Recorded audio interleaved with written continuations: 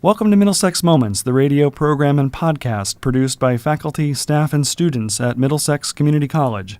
I'm Steven Minkler, CEO and Academic Dean, and your host for today's show. As always, Middlesex Moments comes to you from the radio and television studios in the Center for New Media, located on the main campus of Middlesex Community College here in Middletown.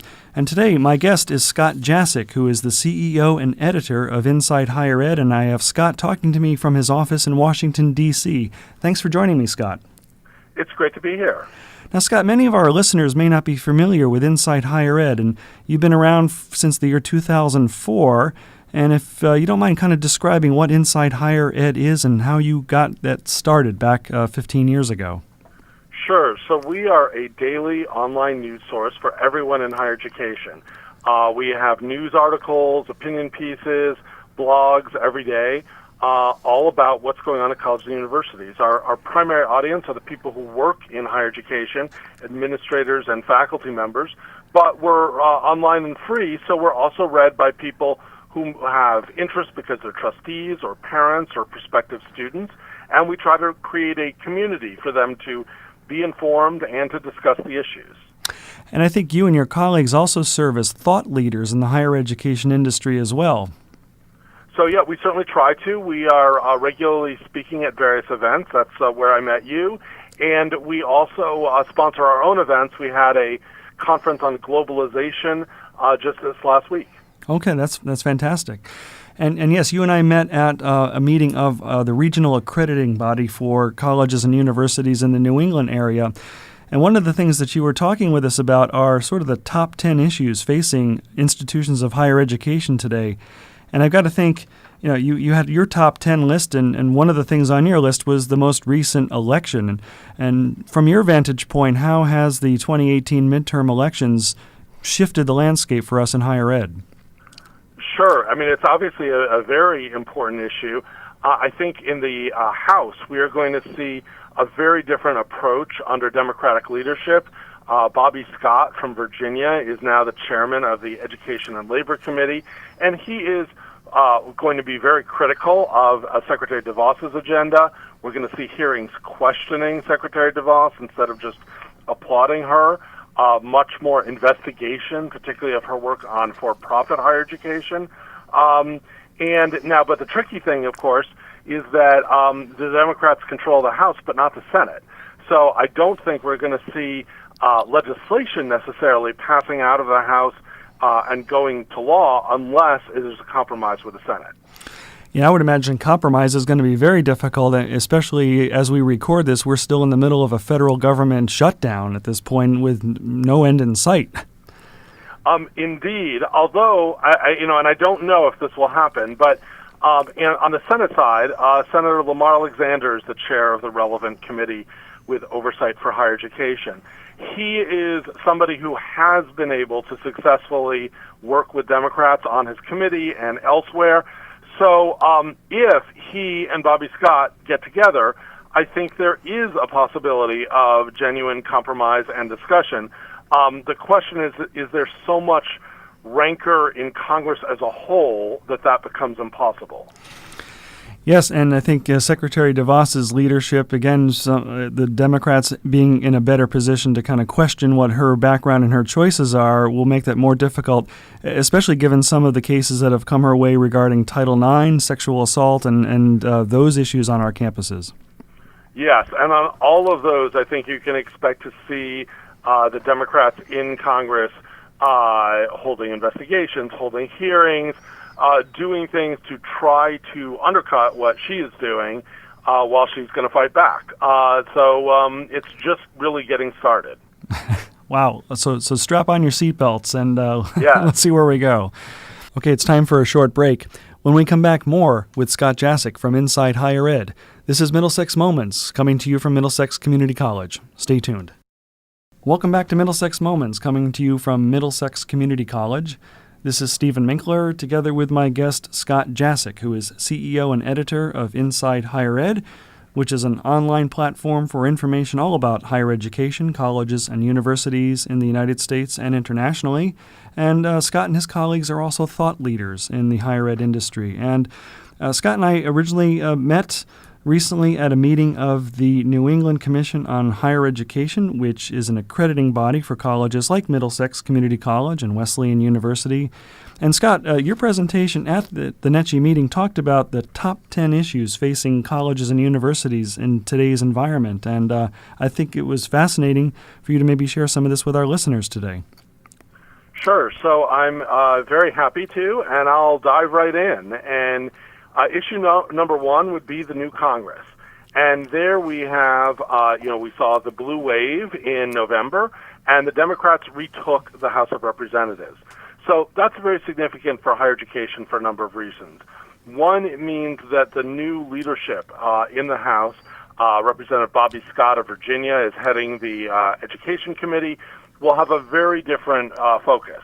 They're going to be investigating and criticizing the Secretary DeVos's agenda, the Education Department. And if there is a Higher Ed Act and they're in negotiations with the Senate side, they're going to be much more focused on issues of low-income students, of minority students, of minority-serving institutions, quite likely also of community colleges.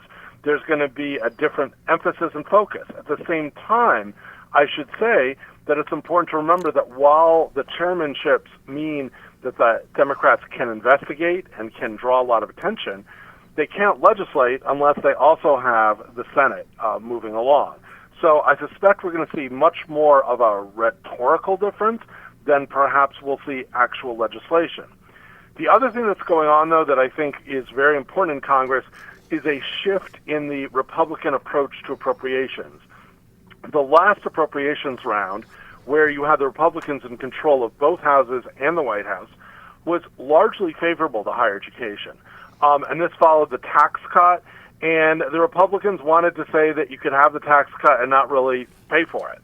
The reality is, of course, now the Republicans are shifting ground and saying they're very concerned about the deficit. So we're seeing much more of a harsh attitude on appropriations, so it may be more difficult to get appropriations through. And then finally on Congress, it's worth noting the federal shutdown, which started after you saw me speak at in Boston.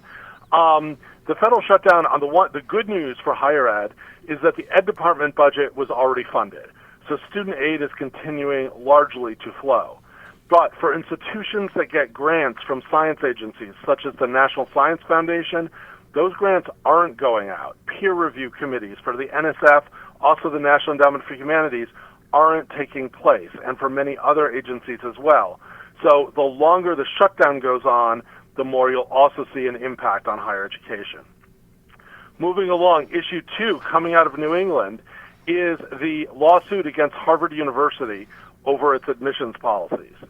And a group of Asian American students and their supporters say that Harvard discriminates against Asian American students, and because it does have affirmative action for Black and Latino students. Now, this is a really tricky case to understand how it applies to everyone. Most colleges and universities do not have the competitiveness of admissions that Harvard does. But many colleges and universities, including community colleges, may have, say, a summer program for minority women in science or things like that. All of that could be affected as well. This case has also focused attention on a lot of policies beyond affirmative action. As the information has come out, it's clear that to the extent that some Asian American applicants who might get into Harvard aren't, it's not just because Black and Latino students are. It is also because Harvard has preferences for alumni children and for athletes. And the athletic preferences largely favor white students. So we've got a lot of scrutiny and a lot of discomfort, I think, in the world about what has come out in this case. I don't know who will win, but I think this case is likely headed to the Supreme Court. And in the Supreme Court, I do not see 5 votes that will defend affirmative action as I once did. So this is a really big issue. Issue 3, Title IX. Here, Title IX actually affects lots of things, but I'm talking about the Title IX regulations about sexual assault. Under the Obama administration, we saw a much tougher attitude about encouraging colleges to investigate and punish students found responsible for sexual assaults. There were also complaints that due process rights were being violated. The Education Department has proposed rules that would largely roll back what President Obama's administration did and put much more emphasis on due process issues and on the rights of the accused. This is very tricky for many colleges and universities. There were a range of views on the Obama administration's rules, but on campuses, many activists strongly liked the Obama administration approach, so it is very dangerous, frankly, to colleges to be having one rule on college campuses, one rule on the states. Many states have passed laws, including some in New England, and then another in the federal government. This is still playing out and is likely to continue to cause controversy. And the reality is that sexual assaults continue to take place on campus, and as long as they do, we will see students filing complaints. Issue 4, mergers of colleges and universities. Now, here in New England, where the listeners are from, we've seen a lot of mergers. We focus heavily in our Inside Higher Ed on the merger of Wheelock College into Boston University. Basically, what you're seeing is that in private higher education, smaller, less well-endowed colleges are finding it difficult to remain independent on their own. BU is a much larger, wealthier university, and so that's been a good deal for them. And we see that New England College and the New Hampshire Institute of Art just merged. So we're seeing a lot of mergers on the small private side. Also, and certainly is the case in Connecticut, there's a lot of interest from public officials in merging public institutions. Many times here they say, we're not taking away campuses, we're trying to merge administrative functions, which is easier said than done. But I think we're going to see more attention on that, and it's very tricky because community colleges, other public colleges are spread throughout New England and play a variety of roles in the towns in which they're located. But there's definitely political interest in this. Now, issue 5 is in some ways worse, and that is college closures.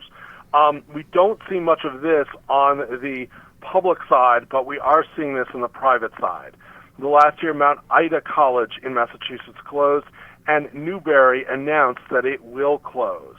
What you're seeing is some of the same things we're seeing with the merger discussion, that small privates without much money, high discount rates, which means very few students are paying full price, just are not able to make their budgets be balanced.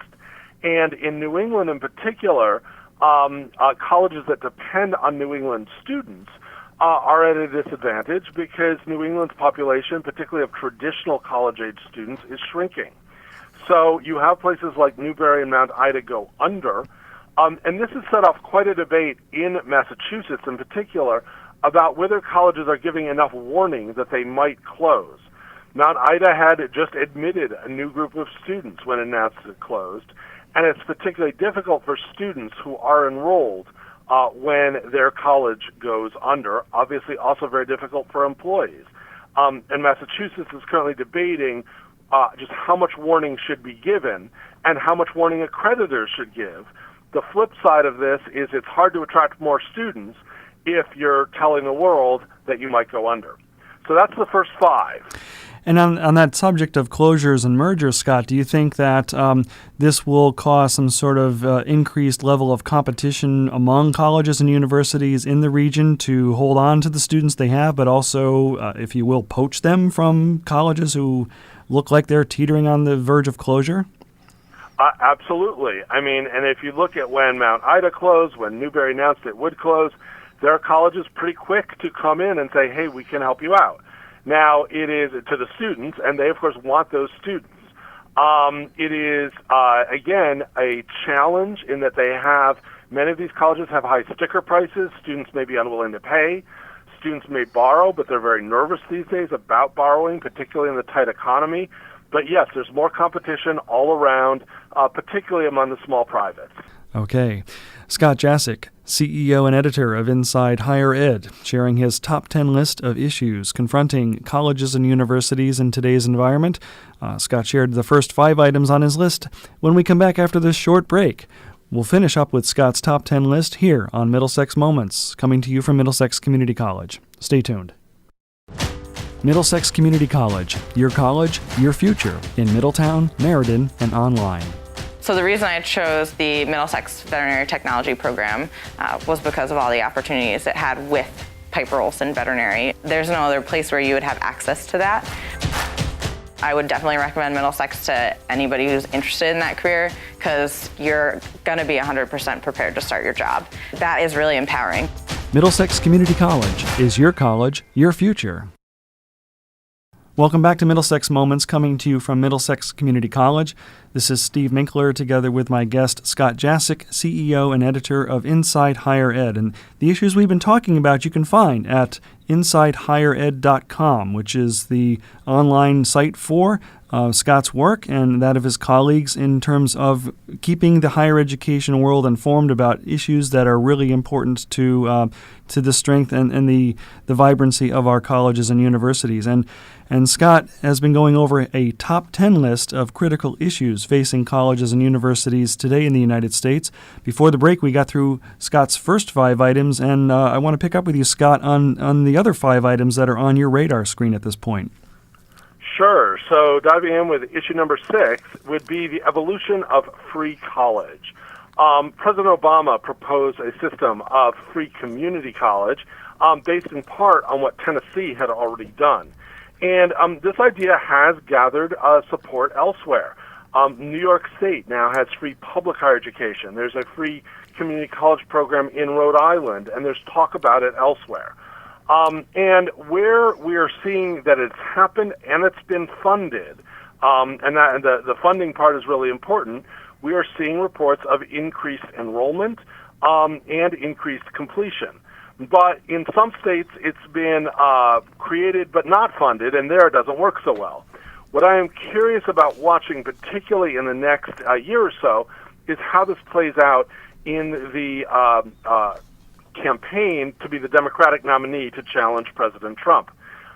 Both Bernie Sanders and Hillary Clinton talked about this issue a lot. Hillary Clinton then talked about it, moving her plan closer to Senator Sanders in the campaign, and it didn't carry the day. I mean, that's not why, but she lost, but it didn't have quite the impact people thought.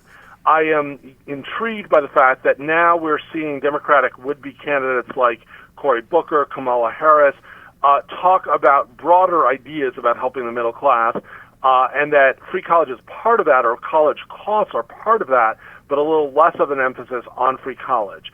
I watched Elizabeth Warren's announcement video, and notably she didn't mention the issue. So I think we're going to continue to see attention on free college, particularly as it relates to concerns people have about student debt, but I'm not sure. I think it may be evolving a bit. Issue 7, international students. Since World War II, the United States has been the top destination for the best and brightest from around the world. And people come to us because of our great colleges and universities of all types and come from all over the world. Prior to World War II, they were more likely to go to Britain. And for the last 10 or so years, international students have been recruited not just for graduate education, but for undergraduate education. But we are now in the second year in a row in which the number of new international students is down. And that is for a variety of reasons. It is expensive for many students to study in the United States, and there's also a Trump impact. The reality is that the President of the United States is rude to much of the world, and that doesn't make people want to come. There is also it's become more difficult to get a visa from certain countries, particularly if they have large Muslim populations, and we're getting competition from places like Canada where the cost of going to college is less than it is in the United States, and there is more valuing of diversity and of diverse cultures and countries. For colleges and universities, this is important for a number of reasons. One is, of course, the educational value that international students bring, but there's also very much a financial issue in that international students pay tuition. and they pay out-of-state rates for public colleges and universities. So this is a matter of real concern to lots of colleges, and I think if the numbers don't reverse themselves, we're going to see some real financial impact on higher education. Now, again, on an international topic, more scrutiny for issue 8, more scrutiny of U.S. ties with foreign countries. Many U.S. universities have ties, have programs, get large amounts of money from foreign governments and foreign universities. After the recent killing of a U.S. citizen journalist by Saudi Arabia, there has been more scrutiny of this. People have asked why the University of New Haven has ties to a Saudi college. People have asked why MIT has a lot of business dealings with the Saudis. By and large, U.S. universities, including those two, are rejecting the calls that they suspend their ties with Saudi Arabia. But this issue is getting more attention. Now, the fact that Saudi Arabia's reputation on human rights is not one that would meet with the approval of the ACLU is hardly new. But the reality is there is now attention for this issue, people care about it, and people are very concerned. Issue 9, the state of the liberal arts. Many colleges and universities in New England and elsewhere are liberal arts colleges. Many other colleges may have much broader missions, but have at their core liberal arts disciplines and rely on liberal arts disciplines for support of general education, helping students learn to write, communicate, understand their place in the world.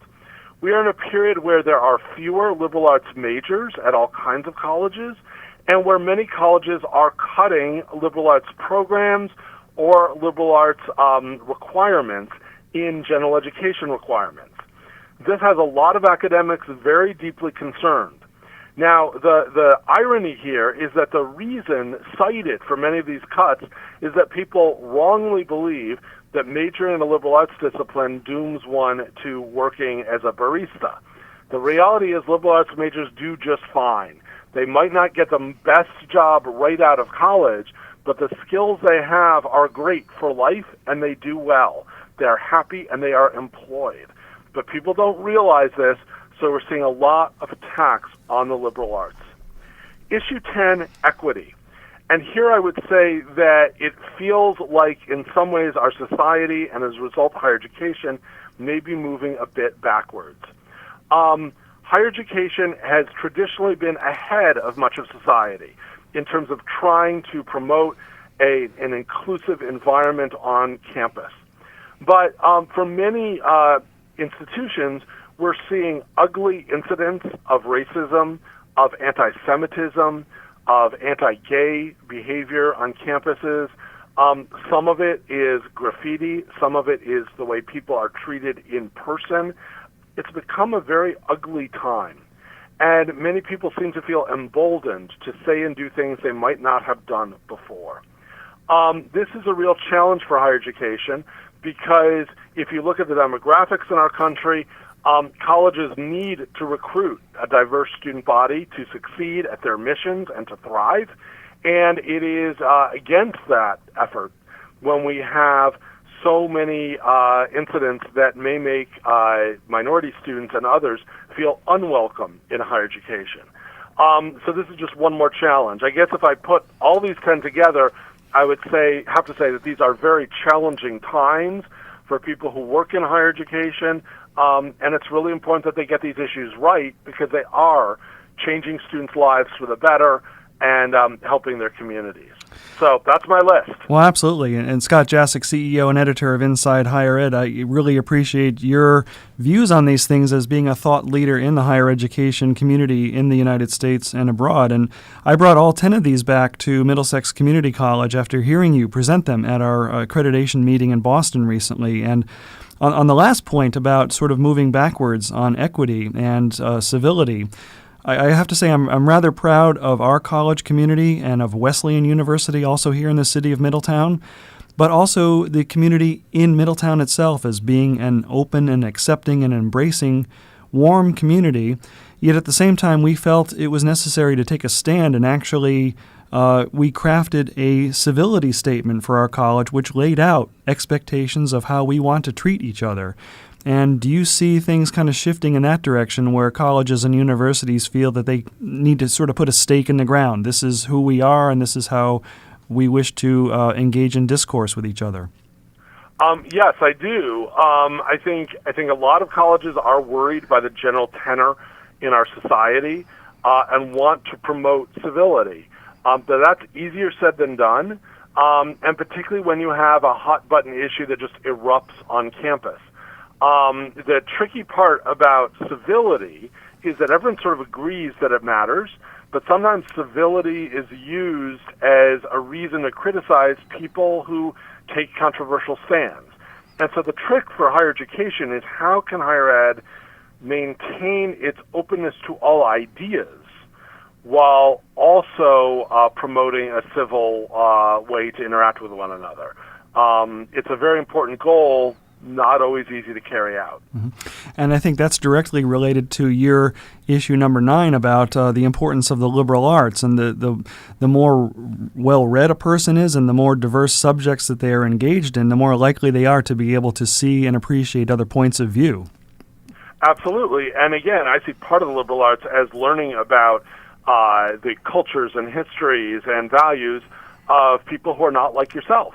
And I think that's so important. Not to say that everyone has to change or embrace somebody else's ideas, but to understand them, to be able to discuss them in a mature way, and to respect that difference is very important for higher ed. Absolutely. Well, Scott Jaschik, CEO and editor of Inside Higher Ed, a thought leader in the higher education community, we really want to thank you for joining me today from your office in Washington. Thank you. It's been great to have this discussion. To our listeners, if you want to read more of Scott's work and that of his colleagues, please visit InsideHigherEd.com for your daily digest of information and news in the university and college community in the United States and abroad. And I'd like to thank all of you for listening today for another edition of Middlesex Moments. As always, you're welcome to visit us in person at our main campus at 100 Training Hill Road in Middletown, or at our Meriden Center located at Platt High School, where we offer afternoon and evening classes 4 days a week. And of course, you can visit us online 24/7 at MxCC.edu. For everyone at Middlesex Community College, I'm Steven Minkler. We hope to see you again soon.